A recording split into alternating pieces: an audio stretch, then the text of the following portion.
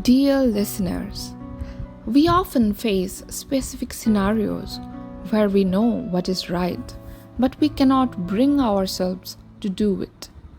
Life presents us with dilemmas, choices that pit our desires against our duties, our happiness against our responsibilities.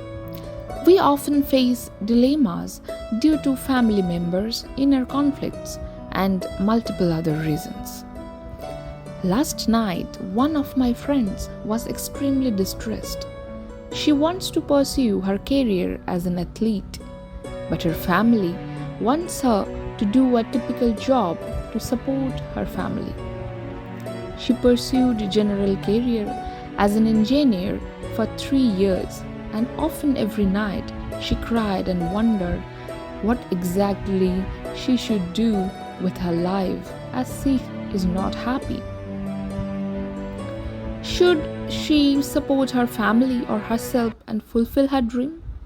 If she follows her dream, there is a chance she will fail to do her duty as a daughter. If she follows her duty as a daughter, she will fail to do her duty as an individual. Which of the dharma is correct?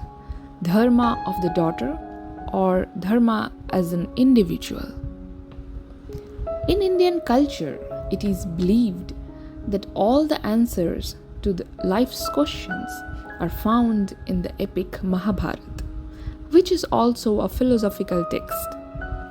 Dharma is the most commonly used word in the epic. The natural question arises, what is the definition of dharma according to the epic? The character of Yudhisthir is referred to as Dharmaputra multiple times in the text. So I feel he is the most followed person of Dharma in the text.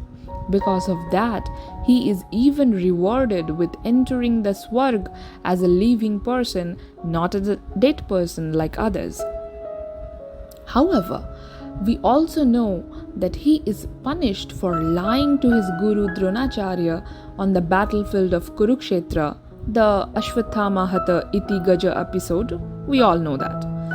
In addition, I thought spontaneously for years why Yudhisthir had not been punished for playing Chaucer, the dice game, or for baiting on his brothers and Draupadi, upon whom he doesn't have any individual right, to Kauravas. Aren't they more heinous crimes than lying?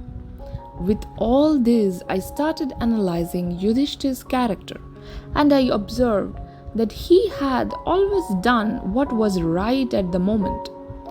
After the Yatugriha Parva, when Pandavas were roaming in the forest, there was an episode where Yudhishthir faced Dharmaraj in the form of a heron, who killed all his brothers and asked Yudhisthir for a boon of relieving only one of his brothers. He answered to make Sahadev alive again.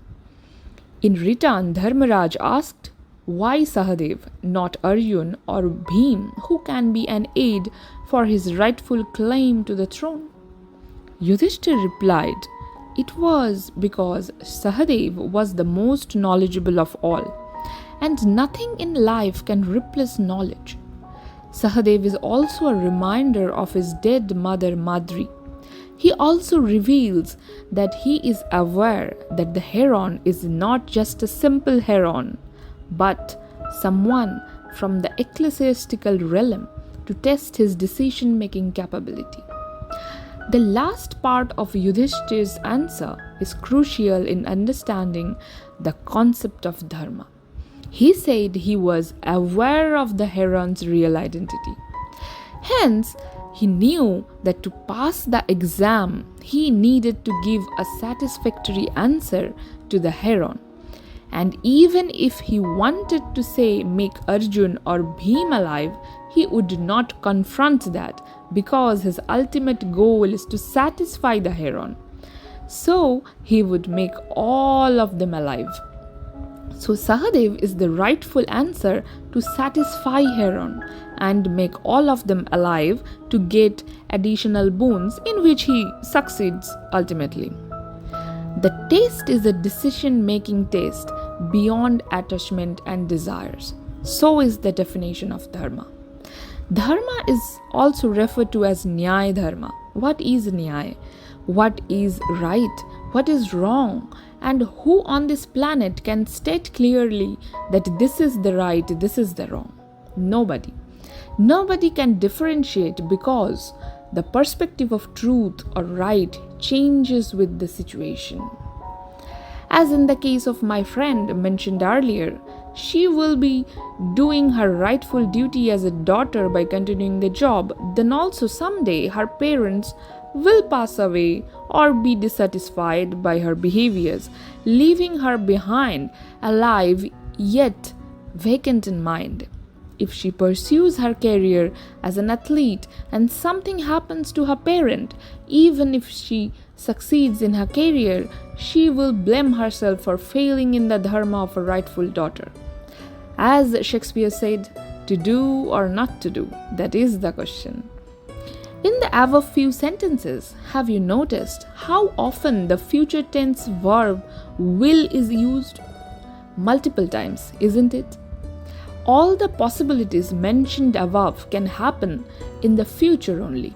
But the present time is expecting a decision from my friend, not the future possibilities.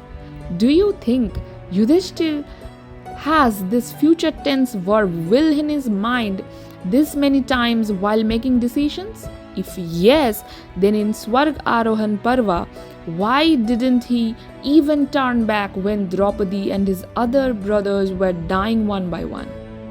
Because his journey of dharma only teaches us to keep moving till we are alive and make decisions about what is right for us for this very moment, isn't it?